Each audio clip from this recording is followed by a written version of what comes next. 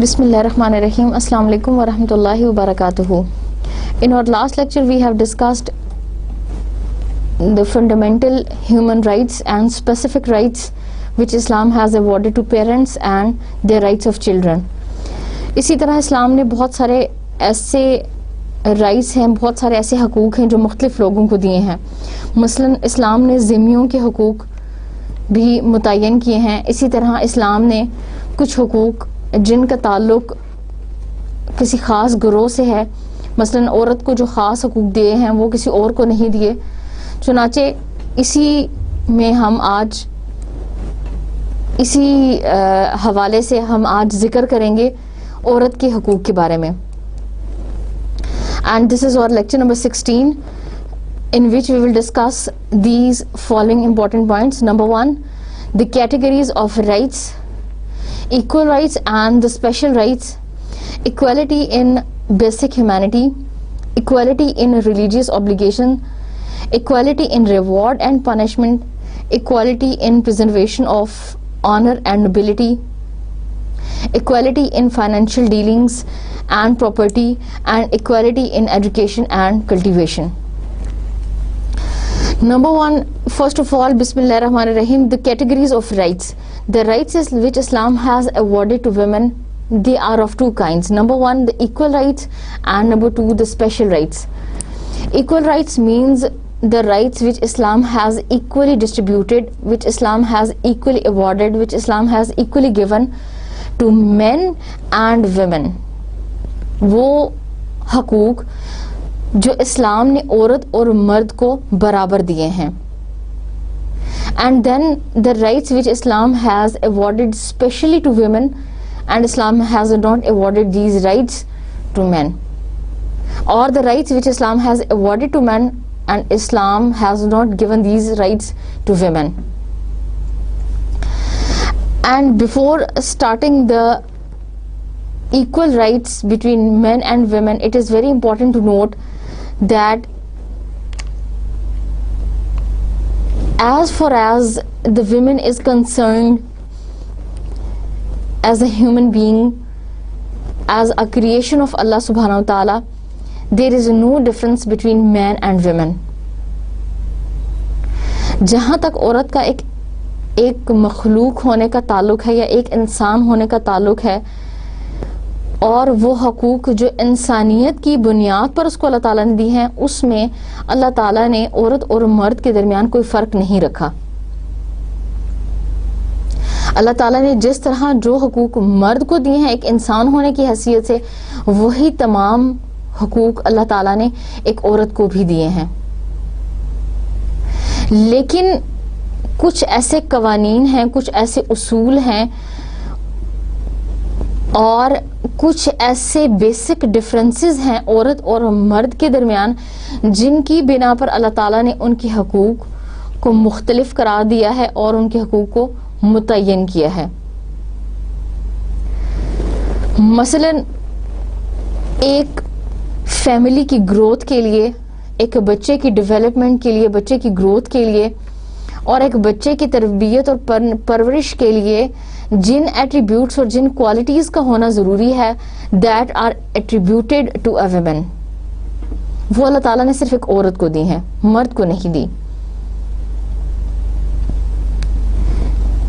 اور عورت کا اصل جو دائرہ کار اسلام نے متعین کیا ہے وہ اس کا گھر ہے. اسی طرح the responsibility of a guardianship, قوام یا نگرانی, پروٹیکشن, یہ چیز یا یہ حق جو ہے یہ اللہ تعالیٰ نے صرف مرد کو دیا ہے, عورت کو نہیں دیا. And why there is difference between some principles and some rights between men and women? This is because of the very instinctive nature of man and women. ان حقوق میں عورت اور مرد کے درمیان ڈفرنس کیوں ہے, ان کے درمیان فرق کیوں ہے, اسپیشل رائٹس میں فرق کیوں ہے, وہ اس لیے ہے کہ اللہ تعالیٰ نے عورت کو ایک ڈفرینٹ نیچر اور مرد کو ایک ڈفرینٹ نیچر کے تحت پیدا کیا ہے اور دونوں کی نیچر میں قدرتی اور فطرتی صلاحیتیں اور قدرتی اختلافات کی بنیاد پر اللہ تعالیٰ نے دونوں کا دائرہ کار الگ متعین کیا ہے. مثلا مرد کی یہ ذمہ داری نہیں ہے کہ وہ گھر میں بیٹھے اور بچوں کی پرورش کرے یا بچوں کی دیکھ بھال کرے. کیوں؟ اس لیے کہ اس دیکھ بھال کے لیے جس افیکشن کی یا جس لو کی، جس سمپتھی کی اور جن ایموشن اور سینٹیمنٹس کی ضرورت ہے that are absent in the personality of man. یہ نہیں کہہ سکتے کہ مرد میں محبت کا جذبہ نہیں ہے یا اس میں سینٹیمنٹس اور ایموشنز نہیں ہیں، اگرچہ اس میں ہیں لیکن اس لیول کے نہیں ہیں جس لیول کے اللہ تعالیٰ نے ایک عورت کے اندر رکھے ہیں. اور اگر ہم یہ کہیں کہ عورت کو یہ ذمہ داری دی ہے کہ وہ گھر سے باہر جائے اور پیسے کمائے یا مال کمائے اور بچوں پر خرچ کرے، تو یہ عورت کی ذمہ داری نہیں ہے. اگر عورت گھر سے باہر نکل کے جاب کرتی ہے، کام کرتی ہے، تو یہ اس کا احسان ہے، اس کی نیکی ہے، یہ اس کی بھلائی ہے اور یہ اس کا ایک ذاتی احساس ہے یا اس کی ذاتی بھلائی ہے، احسان ہے جو اس نے اپنی ذمہ داریوں سے بڑھ کر یہ کام کیا. لیکن اس کا یہ دائرہ کار اصل میں نہیں ہے. اس کا اصل میں دائرہ کار ہے بچوں کی پرورش کرنا اور گھر کو سنبھالنا، جو بظاہر ایک بہت چھوٹا سا کام نظر آتا ہے لیکن در حقیقت بہت بڑی ذمہ داری ہے. اور اس ذمہ داری کو نبھانے کے لیے جن ایٹریبیوٹس کی ضرورت ہے وہ اللہ تعالیٰ نے عورت کی پرسنالٹی کے اندر رکھی ہیں. اب مثلا ڈیسیژن میکنگ پاور جو ہے وہ اللہ تعالیٰ نے مرد میں بھی رکھی ہے، عورت میں بھی رکھی ہے، لیکن جو فور سائٹ، جو پلاننگ اور جو اسٹریٹجی اور جو تھنکنگ فیوچر کے بارے میں مرد کی ہو سکتی ہے، اتنی فور سائٹ، اتنی پری پلانڈ تھنکنگ عورت کی نہیں ہے. چونکہ وہ ایموشنل ہے، ہر چیز میں جذباتی ہو جاتی ہے، اس لیے فیوچر پلاننگ اور یہ چیزیں جس حد تک مرد بہتر کر سکتا ہے اس حد تک عورت نہیں کر سکتی. لیکن یہاں پر یہ بات سمجھنا بہت ضروری ہے کہ جہاں تک ان کی انسٹنکٹیو نیچر کا تعلق ہے، جہاں تک ان کی فطرتی صلاحیتوں کا تعلق ہے، اور چونکہ ان کی نیچر میں فرق ہے، اس لیے اللہ تعالیٰ نے دونوں کو ڈفرینٹ ایٹریبیوٹس کے ساتھ ڈفرینٹ رسپانسبلٹیز دی ہیں. لیکن جہاں پر دونوں کا تعلق ایک ہیومن بینگ ہونے سے ہے تو وہاں اللہ تعالیٰ نے دونوں میں کوئی فرق نہیں رکھا. ایسا نہیں ہے کہ کوئی ایک کام ایک عورت کرے اور اس کو کم اجر ملے اور کم ثواب ملے اور مرد کرے تو زیادہ ملے. اور ایسا بھی نہیں ہے کہ کوئی غلطی اور گناہ عورت کرے تو اسے اس کی سزا نہ ملے یا کم ملے یا زیادہ ملے، اور مرد اگر وہی گناہ کرے تو اسے گناہ نہ ملے. چنانچہ جہاں پر دونوں کا تعلق ایک انسان ہونے کی حیثیت سے ہے وہاں پر اللہ تعالیٰ نے ان کا اجر و ثواب اور ایک انسان ہونے کے ناطے دونوں کے حقوق کو برابر قرار دیا ہے. اور یہاں پر یہ بھی سمجھنا بہت ضروری ہے کہ کچھ حیثیتوں میں عورت اور مرد کے حقوق کمپلیمنٹری نیچر کے ہیں کہ ایک دوسرے کو پورا کرتے ہیں، ایک دوسرے کو مکمل کرتے ہیں اور ایک دوسرے سے کانٹراڈکٹ نہیں کرتے. لیکن کچھ ایسپیکٹس ایسے ہیں جس میں دونوں کے حقوق ایک دوسرے سے کانٹراڈکٹ کرتے ہیں، ایک دوسرے سے متضاد ہیں، ایک دوسرے سے مختلف ہیں. اور یہ کوئی حیران کن بات نہیں ہے، بلکہ چونکہ نیچر میں تھوڑا بہت ڈفرنس ہے اس لیے حقوق اور فرائض میں بھی ڈفرنس ہے. اور یہ کمپلیمنٹری نیچر جو ہے وہ صرف انسانوں میں نہیں پائی جاتی، بلکہ اگر ہم غور کریں تو ایٹم میں بھی پازیٹیو اور negative aspect at a time موجود رہتا ہے. So, as the science of biology teaches us, all mammals have similar traits in their molecular and gender structure that determines difference in gender. These basic physical, psychological and sexual traits have their different definite effects on other spheres of life. چنانچہ جب انسان کے instinctive nature میں تھوڑا بہت difference ہوگا تو وہ مختلف سفیئرز آف لائف میں بھی اس کا امپیکٹ نظر آئے گا. لیکن جہاں تک انسان اور مرد کی تخلیق کا تعلق ہے وہاں اللہ تعالیٰ نے یہ فرما دیا کہ دونوں کو ایک ہی چیز سے پیدا کیا گیا ہے, دونوں میں کوئی سپریورٹی یا انفیریورٹی نہیں ہے, بلکہ دونوں ایک دوسرے کے لیے کمپلیمنٹری نیچر کے ہیں, ایک دوسرے کی ذات کو مکمل کرتا ہے اور ایک دوسرے کی ذات کے لیے بہت ضروری ہے, اور دونوں ایک دوسرے کے بغیر نامکمل ہیں. اور اللہ سبحانہ تعالیٰ قرآن میں ارشاد فرماتے ہیں, ورس نمبر 49 سورہ number 15, and of everything we have created pairs that you may remember the grace of اللہ. اور اللہ تعالیٰ نے ہر چیز کو جوڑا جوڑا پیدا کیا ہے, اللہ نے ہر چیز کی تخلیق جوڑا کی ہے تاکہ تم اللہ تعالیٰ کی گریس, اللہ تعالیٰ کی بلیسنگ کو یاد رکھو, اللہ کا شکر ادا کرو. اور اس جوڑے سے یہ مراد ہے کہ ہر انسان کو زندگی میں کسی ایسے جوڑے کی, کسی ایسی اسپاؤس کی, کسی ایسی کمپینین کی ضرورت ہے جو اس کی ضروریات کو پورا کرنے والا ہو, جو اس کی sexual, mental, psychological, physical needs کو پورا کرے. چنانچہ اس لیے اللہ تعالیٰ نے عورت کی تخلیق کی, اور جہاں دونوں انسانوں کی حیثیت سے سامنے آئے وہاں اللہ تعالیٰ نے کہا کہ دونوں میں کوئی فرق نہیں ہے, دونوں ایک دوسرے کو مکمل کرتے ہیں اور دونوں ایک دوسرے کے لیے ضروری ہیں. And this is the very instinctive and natural law کہ مرد عورت کے بغیر اور عورت مرد کے بغیر زندگی نہیں گزار سکتے. اور اگر ان کیس کہ کسی کو گزارنی پڑ جائے تو زندگی ایک ان نیچرل سی چیز معلوم ہوتی ہے. اور جہاں تک دونوں کی کریشن کا تعلق ہے تو اللہ تعالیٰ نے فرما دیا کہ دونوں کی کریشن کا مین سورس ایک ہی تھا. اللہ سبحانہ وتعالی says in the Holy Quran, verse number 13, surah number 49, O mankind, we have created you from a male and a female and made you into nations and tribes, that you may know one another. Verily the most honorable of you in the sight of Allah is the believer who has taqwa, who has piety and righteousness. Verily Allah is all knowing, all aware. Verse number 13, surah number 49. In this verse Allah subhanahu wa ta'ala says that as far as a woman is concerned as a human being, she is concerned as a creation of Allah subhanahu wa ta'ala. She and he or the man is equal in their creation.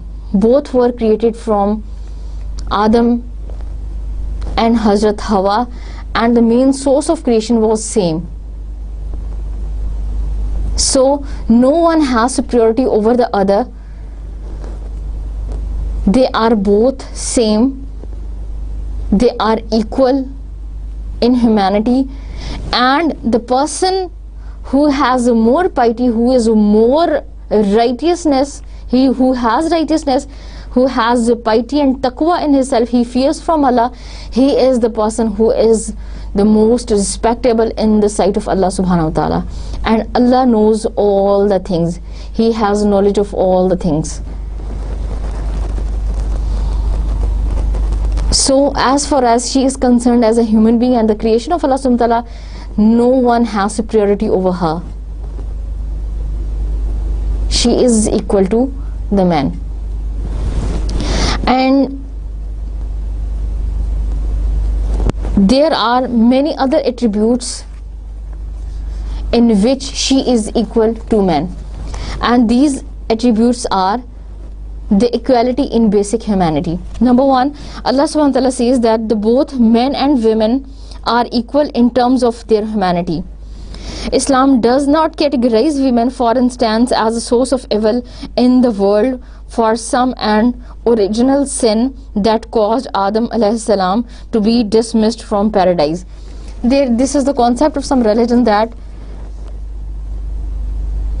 the main cause or main reason of original sin, the sin which was committed by Hazrat Adam and Hazrat Hawa alayhi salam, the main source of that sin was Hazrat Hawa alayhi salam.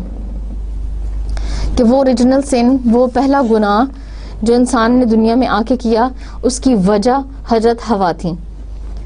لیکن اگر ہم قرآن پڑھیں تو ہمیں پتہ چلتا ہے کہ قرآن اس گناہ کی یا اس غلطی کی ذمہ داری دونوں پر نہیں عائد کرتا, بلکہ قرآن یہ کہتا ہے کہ بیسک ہیومینٹی میں چونکہ ایک ہیں, اور اس لیے چونکہ دونوں نے اکٹھا ہی گناہ کیا, دونوں نے مل کے گناہ کیا, دونوں نے اکٹھا یہ قدم اٹھایا, دونوں نے ہی اللہ تعالیٰ سے معافی مانگی اور اللہ تعالیٰ نے دونوں ہی کو معاف کر دیا. جیسا کہ سورہ بنی اسرائیل, سورہ اعراف, سورہ بقرہ وغیرہ میں اللہ تعالیٰ نے ارشاد فرمایا ہے. اور کہیں اللہ تعالیٰ نے یہ نہیں کہا کہ عورت کی وجہ سے گناہ کیا گیا یا پھر عورت کو زیادہ گناہ ملے گا اور مرد کو یہ گناہ نہیں ملے گا.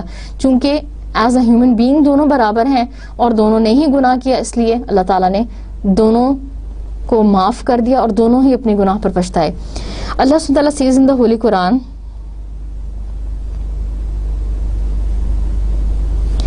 O mankind, be dutiful to your Lord, who created you from a single person, Hazrat Adam, and from Hazrat Adam, he created his wife, Hazrat Eve.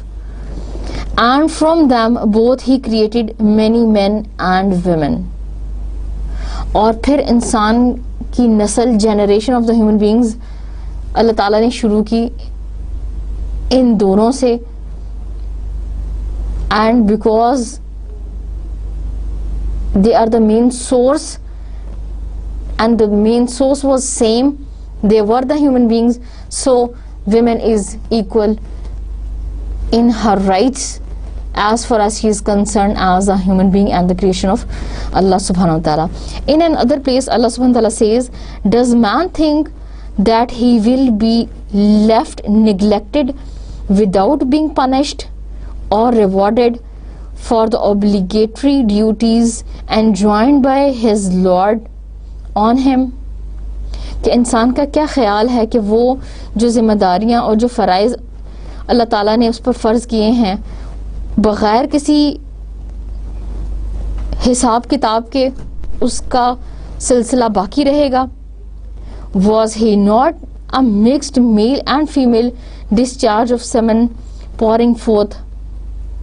Then he became a clot, then shaped and fashioned him in due proportion and made him into two sexes, male and female.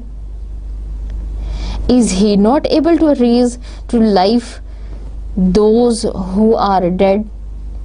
اور پھر اللہ تعالیٰ انسان کی creation کے بارے میں بتاتے ہیں کہ پہلے وہ ایک خون کا قطرہ تھا, اس کے بعد اللہ تعالیٰ نے اسے جمع ہوئے خون کے بعد ایک نطفہ بنایا اور پھر اس کو علقہ بنایا. اور کیا اللہ تعالیٰ نے اس کو بنانے کے بعد ایک میل یا فیمیل, ایک مذکر اور ایک مونس میں تبدیل نہیں کر دیا؟ And he is he not able to raise to life those who are dead. اور کیا اللہ تعالیٰ مردہ کو زندہ کرنے پر قادر نہیں ہے؟ اور چونکہ اللہ تعالیٰ ان تمام چیزوں پر قادر ہیں, اس لیے اللہ تعالیٰ انسان کی تخلیق میں مکمل قادر ہیں کہ وہ کسی انسان کو مرد بنائیں یا عورت. اللہ سبحانہ وتعالیٰ stated in this verse, this is verse number 40, verse number 36 to 40, surah number 75. And in this verse Allah subhanahu wa ta'ala says that he created both sexes from one single source, and there is no difference between the two sexes in terms of qualification in humanity, and each complements the other as the two gender of the species. And Islam has abolished and abrogated all the previous unjust laws that demoted women as inferior in quality and nature. The Prophet of Allah subhanahu wa ta'ala said, verily women are the twin halves of men. Twin halves of men. چنانچہ اسلام نے basic humanity میں دونوں میں کوئی فرق نہیں رکھا. The second right which Islam has awarded to women having the share or having equality in religious obligations, that is that all the obligations which Allah subhanahu wa ta'ala has settled, Allah subhanahu wa ta'ala has made obligatory on men, all these obligations are obligatory for women also. For example, observing fast, to offer prayer, to offer pilgrimage, all these are, as they are obligatory for men, likewise they are obligatory on women. But Islam has a soft corner for women, and there are some situations, کچھ ایسی situations ہیں جس میں عورت کے اوپر وہ فرائض جو مرد کے اوپر عائد ہیں اس کے لیے اللہ تعالیٰ نے اس میں تھوڑی سی رخصت اور سہولت عطا کی ہے. مثلاً حیض کے ایام میں عورت پر نماز فرض نہیں ہے, یہ اللہ تعالیٰ نے اسے رخصت دی ہے. اور اسی طرح اگر if she is passing through the time of pregnancy or like this she has relaxation, it doesn't mean that she is not having the obligation of fast. اور لیکن اگر عورت کسی ایسی سچویشن میں ہے تو اللہ تعالیٰ نے تھوڑی سی اسے رخصت اور سہولت دی ہے کہ وہ پریگننسی کے دنوں میں اگر روزہ نہیں رکھ سکتی تو وہ نہ رکھے, چھوڑ دے, لیکن بعد میں اس کو پورا کرے اور بعد میں اس کی کمپنسیشن جو ہے وہ کمپلیٹ کرے. چنانچہ چونکہ تھوڑا سا فرق ہے دونوں کی نیچر میں اور وہ اتنی شدت اور وہ برداشت نہیں کر سکتی, اس لیے اللہ تعالیٰ نے اس کو سہولت دی ہے. لیکن جو ریلیجیس اوبلیگیشنز ہیں ایز اے ہیومن بینگ چونکہ ان پر فرض ہیں, وہ تمام اوبلیگیشنز جو مرد پہ اللہ تعالیٰ نے فرض قرار دی ہیں وہ تمام ایسے ہی ایز اٹ از اللہ تعالیٰ نے عورت پر بھی فرض قرار دی ہیں. مثلا نماز ادا کرنا, روزہ رکھنا, حج, زکوٰۃ, یہ تمام چیزیں اس کی ایک واضح اگزامپل ہیں. Then we have equality in reward and punishment. عورت اور مرد پر اللہ تعالیٰ نے جس طرح سے ریلیجیس اوبلیگیشنز فرض قرار دیے ہیں اسی طرح ریوارڈ اور پنشمنٹ میں بھی دونوں برابر ہیں. ایسا نہیں ہے کہ کوئی ایک کام, کوئی ایک غلطی عورت کرے اور اسے اس کی زیادہ سزا ملے کیونکہ وہ عورت ہے اور مرد کو اس کی سزا نہ ملے کیونکہ وہ مرد ہے, یا پھر ایسا ہو کہ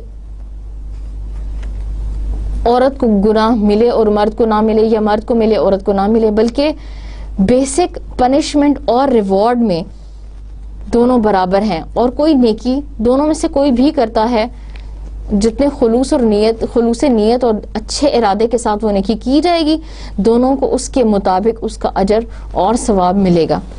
فار ایگزامپل اللہ سبحانہ says that whosoever does right acts whether male or female while he is a believer, verily to him we will give a good life, and we shall pay them certainly a reward in proportion to the best of what they used to do.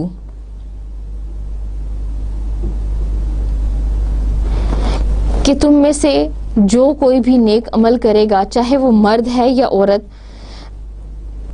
اور وہ ایک ایمان لانے والا بندہ ہے یا بندی ہے, ہم اس کو اس کے اعمال کا پورا پورا صلہ دیں گے.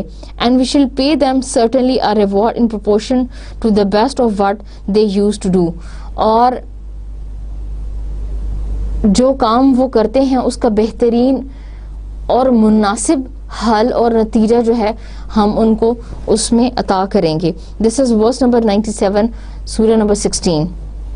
So this verse mentions in a very good manner من عمل منکم من ذکر او انثی, چاہے کوئی مرد کوئی نیک کام کرے یا عورت نیک کام کرے یا دونوں نے کوئی گناہ کیا ہو, تو ایک مرد اور ایک عورت کی ہونے کی حیثیت سے اس میں کوئی فرق نہیں ہے. چنانچہ وہ نیک کام جو دنیا میں عورت کرے یا مرد کرے وہ اس میں اس کا اجر برابر ہے, اور اللہ تعالیٰ اس کو اس کا اجر چاہے دنیا میں دیں چاہے اس کے بعد دیں وہ برابر ہے. اس کے بعد آتا ہے equality in preservation of honour and nobility.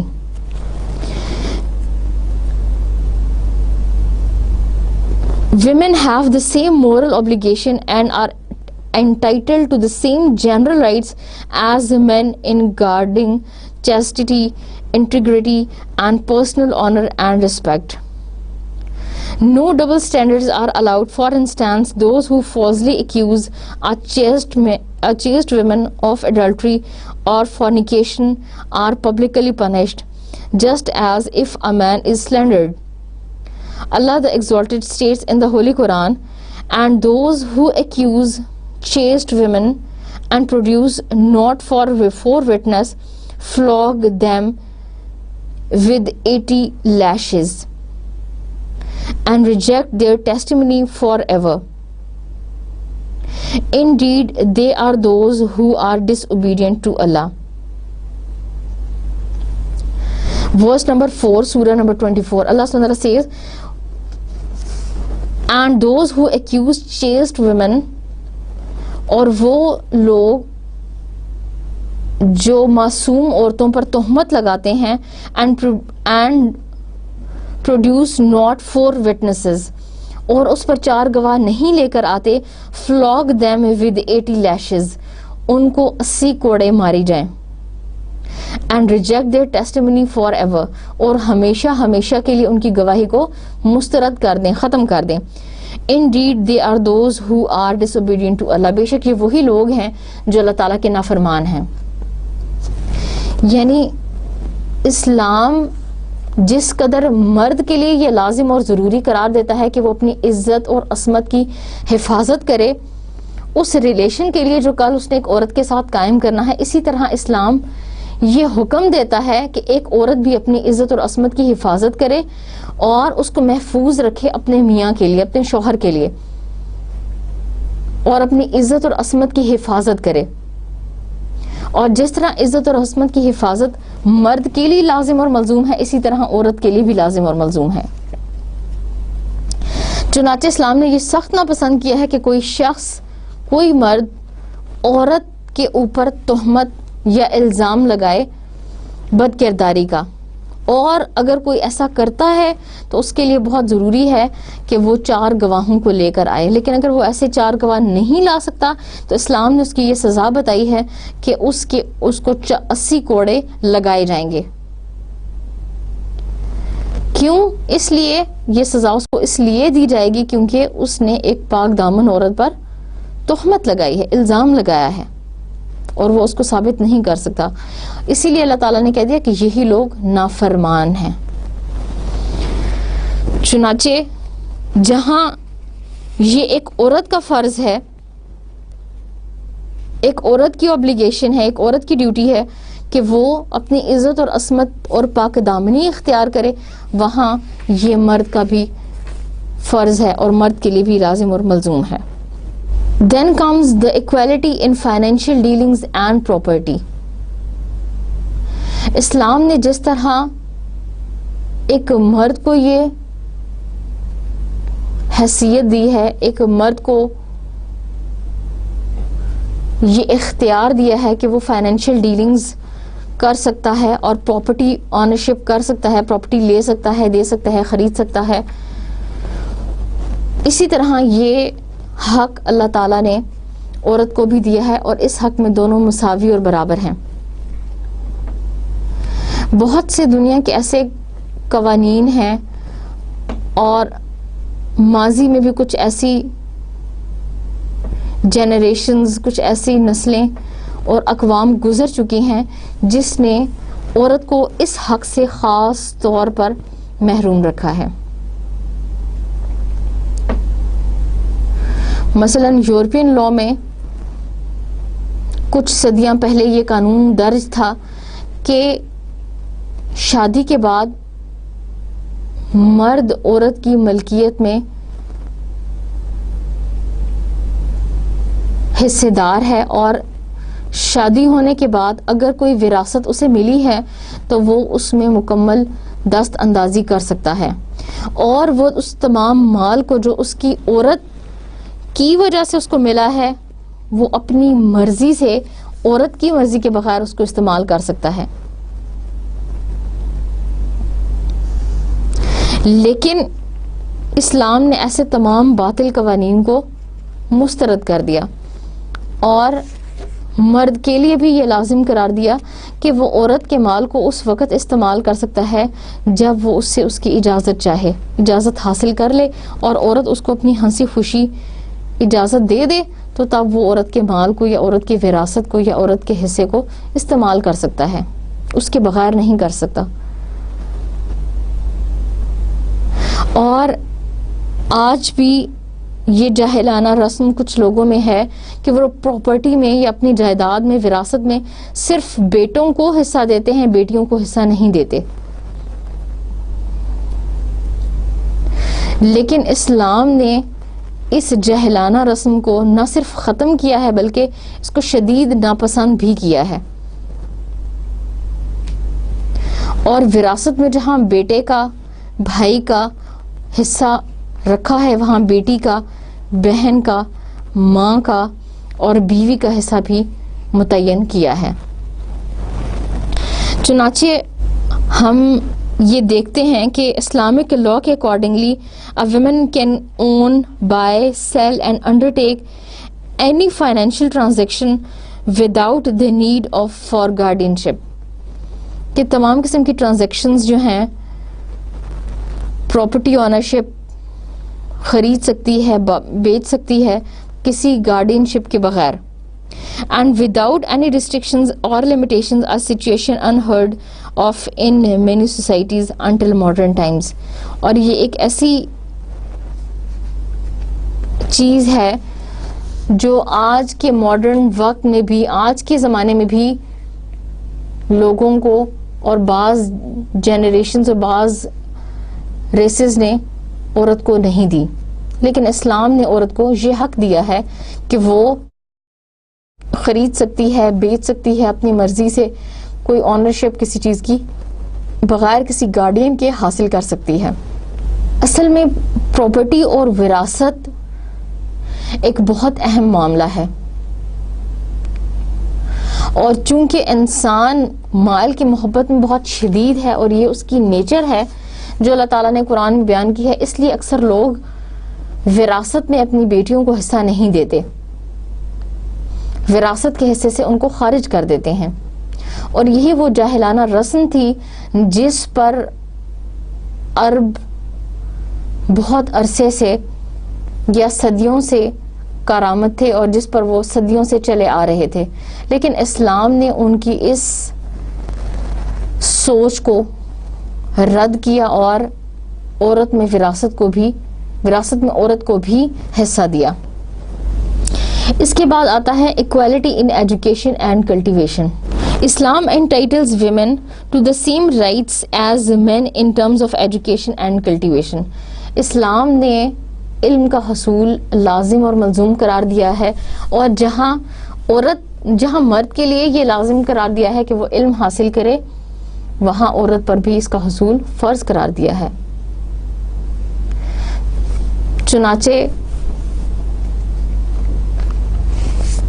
یہ ارشاد ہوتا ہے کہ طلب العلم فریضۃ علی کل مسلم و مسلمہ، علم حاصل کرنا تمام مرد اور عورت پر لازم ہے. اور علم کی فضیلت کے بارے میں نبی کریم صلی اللہ علیہ وسلم نے فرما دیا انما بعثت معلما، کہ مجھے معلم بنا کر بھیجا گیا ہے. چنانچہ بے شمار ایسی احادیث ہیں اور بے شمار ایسی قرآن میں آیات ہیں جس میں اس حیثیت سے عورت اور مرد کو برابر قرار دیا گیا ہے.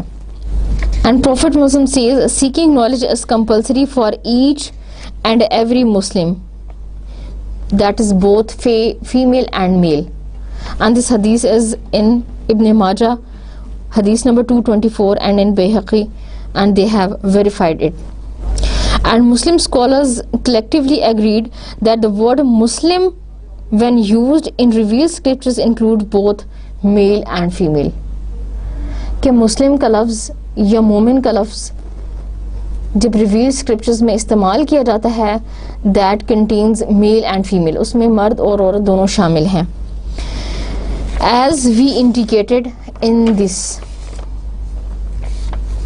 And this Islam entitles women to the same right of education in order to understand the religious and social obligations and obligated them both to raise their children in the best manner.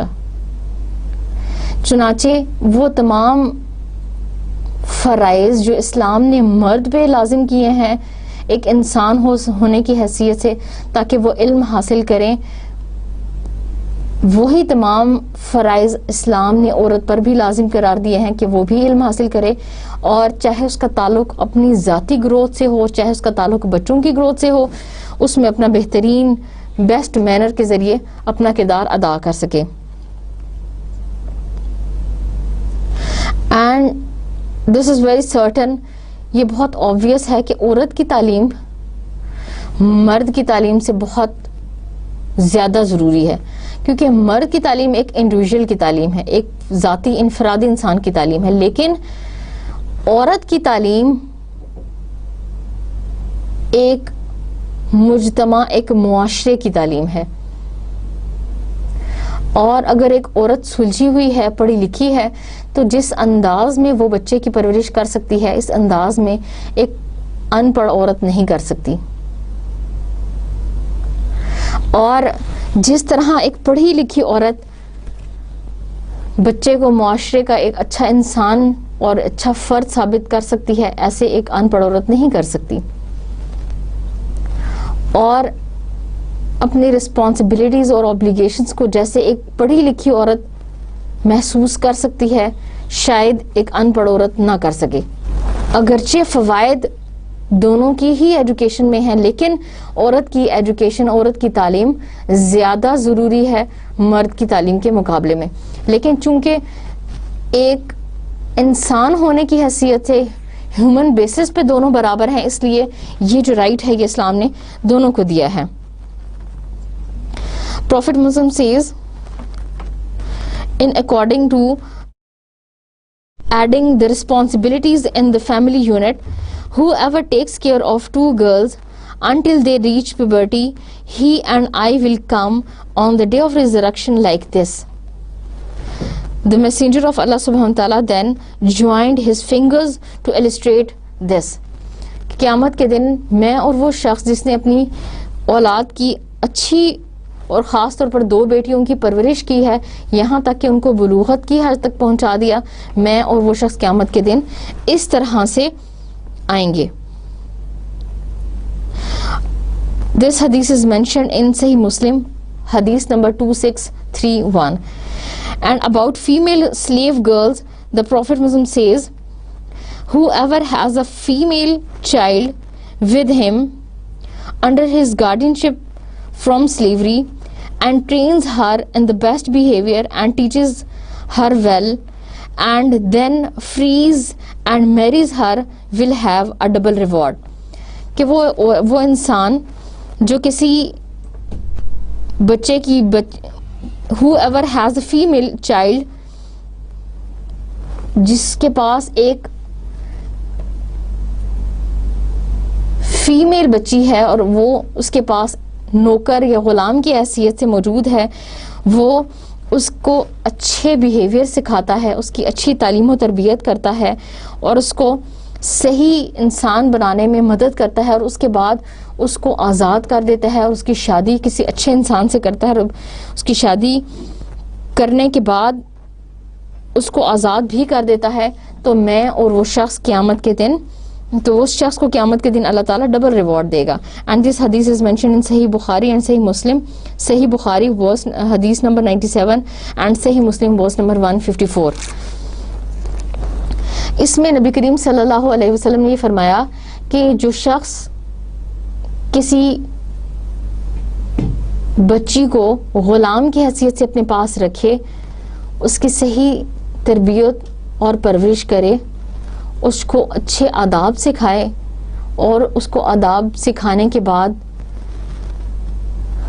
اس کو آزاد کر دے اور اس کی شادی کر دے، یعنی اس کے تمام فرائض اپنے فرائض سمجھ کر ادا کرے، تو وہ شخص قیامت کے دن دوہرے اجر کا حقدار ہے. اور یہ متفق علیہ حدیث ہے جس پر امام بخاری اور مسلم نے اتفاق کیا ہے. چنانچہ اس سے پتہ چلتا ہے کہ جہاں پر عورت اور مرد ایک انسان کی حیثیت سے دونوں کا تعلق ہے اور دونوں کا تعلق اللہ تعالیٰ کی ایک مخلوق ہونے کی حیثیت سے ہے، تو وہاں اللہ تعالیٰ نے دونوں میں کوئی فرق اور دونوں میں کوئی تمیز نہیں رکھی. دونوں بیسک ہیومینٹی میں، ریوارڈ اینڈ پنشمنٹ میں، دونوں basic right of education and cultivation, financial dealing and property, reward and punishment, ان تمام حقوق میں مساوی اور برابر ہیں. دونوں میں کسی قسم کا کوئی فرق نہیں ہے، دونوں کی حیثیت ایک جیسی ہے. لیکن جن چیزوں کا تعلق انسان، عورت اور مرد کی انفرادی حیثیت سے اور دونوں کے درمیان فطرتی اختلاف سے ہے، یا دونوں میں انسان ہونے کی حیثیت سے اختلاف ہے اور انسان کی اس حیثیت میں اختلاف ہونے کی وجہ سے اللہ تعالیٰ نے کچھ ایسے فرائض ہیں یا کچھ ایسی ذمہ داریاں ہیں جو خاص طور پر مرد کو دی ہیں، عورت کو نہیں دی، یا پھر اللہ تعالیٰ نے عورت کو دی ہیں اور مرد کو نہیں دی. مثلا اللہ تعالیٰ نے مرد کو قوام بنایا ہے، عورت کو قوام نہیں بنایا. قوام سے مراد ہے نگران، گارڈین شپ. تو یہ وہ رائٹ ہے جو اللہ تعالیٰ نے صرف مرد کو دیا ہے اور عورت کو نہیں دیا. اور یہ فرق اس لیے ہے کیونکہ عورت اور مرد کی انسٹنکٹیو نیچر میں ڈفرنس ہے، دونوں کی نیچر میں فرق ہے. اس لیے چونکہ ان کی نیچر میں فرق ہے، اس لیے اس کے اکارڈنگلی اللہ تعالیٰ نے ان کو یا تو سپریورٹی دی ہے اور یا اس سپریورٹی کی وجہ سے اللہ تعالیٰ نے اس کے اوپر کچھ اوبلیگیشنز لگائی ہیں، کچھ فرائض اور ذمہ داریاں دی ہیں. چنانچہ اگر اللہ تعالیٰ نے سپریورٹی دی ہے تو ساتھ ہی ساتھ اللہ تعالیٰ نے اوبلیگیشنز اور رسپانسبلٹیز بھی دی ہیں. کیوں؟ اگر رسپانسبلٹی وہ جو اللہ تعالیٰ نے مرد کو دی ہے وہ ادا کرتا ہے تو اس کو اللہ تعالیٰ نے سپریورٹی دی ہے. لیکن اگر وہ رسپانسبلٹیز اور وہ اوبلیگیشنز جو اس پر اللہ تعالیٰ نے اسپیسیفک اور پرٹیکولر انداز میں فکس کی ہیں یا لگائی ہیں، وہ انسان اگر ان رسپانسبلٹیز کو ادا نہیں کرتا تو اللہ تعالیٰ نے یہ سپریورٹی اسے نہیں دی، یہ سپریورٹی اللہ تعالیٰ نے اسے چھین لی ہے. چنانچہ اس فرق کو سمجھنا بہت ضروری ہے، اور اکثر یہ ہوتا ہے کہ ہم یہی فرق نہیں سمجھتے، جس کی وجہ سے ویسٹرن مائنڈز اور کچھ لوگ جو ویسٹرن تھاٹس کو فالو کرتے ہیں ان کے ذہن میں یہ ڈسٹربنس ہے، یہ کنفیوژن ہے کہ Islam is a very rigid religion, Islam is a very strict religion, and Islam is the religion which has given no freedom to a women. اور وہ یہ سمجھتے ہیں کہ اسلام نے عورت کو کسی قسم کی کوئی آزادی نہیں دی. Islam is the just religion who restricted women and the area of women having her house just. کہ اسلام نے عورت پر صرف اتنا لازم قرار دیا ہے، اتنا ضروری قرار دیا ہے کہ اس کا اصل دائرہ کار صرف گھر ہے، وہ بس وہ گھر میں رہے اور بچوں کی پرورش کرے، اس کا یہی ڈیوٹی ہے. لیکن بظاہر جب ہم یہ کہہ دیتے ہیں کہ صرف only and just this is the responsibility of women, وہاں پر ہمیں بہت بڑی کنفیوژن کا شکار ہم ہو جاتے ہیں اور کنفیوژن کو ہم اڈاپٹ کرتے ہیں. And this responsibility to which we are thinking that this is a very short and this is just one responsibility, this is in fact a very great and very big responsibility. And that responsibility is the growth of children, building up the very basic unit of society, and that basic unit is home. چنانچہ اگر انسان کی تربیت گھر سے شروع ہوگی, مائیں بچوں کی تربیت گھر سے شروع کریں گی, تو معاشرہ اور سوسائٹی فلرش کرے گی, وہ ڈیولپ ہوگی اور اس کی بیسز بہت اچھی ہوں گی. لیکن اگر پرورش اور تربیت میں گھر سے ہی کمی اور ڈسٹربنس اور کنفیوژن ہوگی تو کوئی بھی انسان ایک اچھا انسان نہیں بن سکے گا, اور وہ مورل اور ایتھیکل ویلیوز جو اس کے اندر ایک انسان ہونے کی حیثیت سے ہونا ضروری ہیں, وہ اس میں پرورش نہیں پا سکیں گی. چنانچہ وہ ریسپانسبلٹیز جن کا تعلق ایک بچے کی گروتھ سے ہے اور بچے کی مورل اور ایتھیکل ویلیوز اور مورل اور ایتھیکل ڈیولپمنٹ سے ہے, they are the responsibility of a women. اور یہ اس کی روشن مثال ہمارے پاس ویسٹ میں موجود ہے کہ ویسٹ میں جب عورت کو حقوق کی آزادی کا چکمہ دے کر اور اس کے کنفیوژن میں عورت کو جب گھر سے باہر نکالا گیا اور یہ کہا گیا کہ عورت بہت سارے ملٹیپل ٹاسکس ادا کر سکتی ہے اور وہ گھر سے باہر نکل کر کام بھی کر سکتی ہے, تو اس کے نتیجے میں بہت زیادہ سوسائٹی میں کنفیوژن اور ڈسٹربنس پیدا ہو گئی. اور وہ یونٹ جس نے معاشرے کو ڈیولپ کرنا تھا, جس نے معاشرے کی بیسک تعمیر کرنی تھی, کنسٹرکشن کرنی تھی, وہ اسی نے معاشرے کو ڈسٹرب کر دیا, اور اس کی وجہ سے وہ مورل اور ایتھیکل ویلیوز اور وہ مورل اور ایتھیکل ڈیولپمنٹ جو انسان کے اندر ہونی تھی نہیں ہو سکی. چنانچہ from the very basic route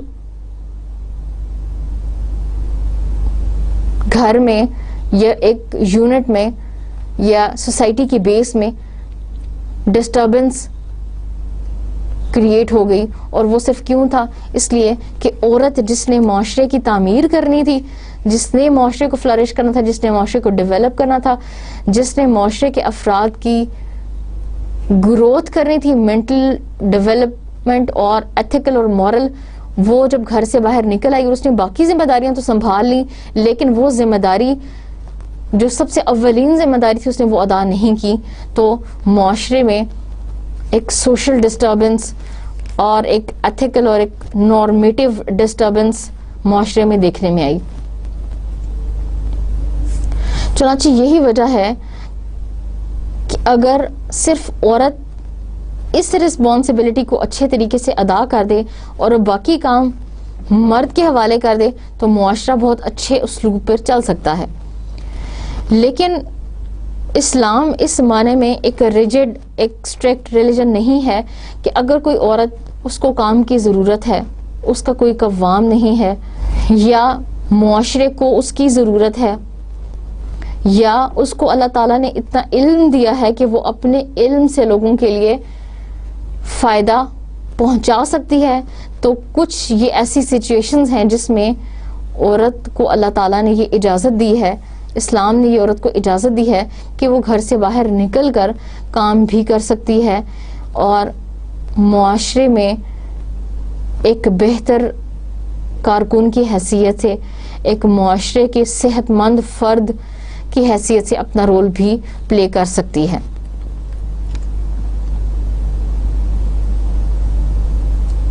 لیکن اگر صرف یہ کہہ دیا جائے کہ اس کا کام ہی یہ ہے کہ وہ گھر سے باہر نکلے اور یہ رسپانسبلٹیز ادا کرے جو گھر کے اندر وہ نہیں کر سکتی, تو یہ کہنا غلط ہوگا.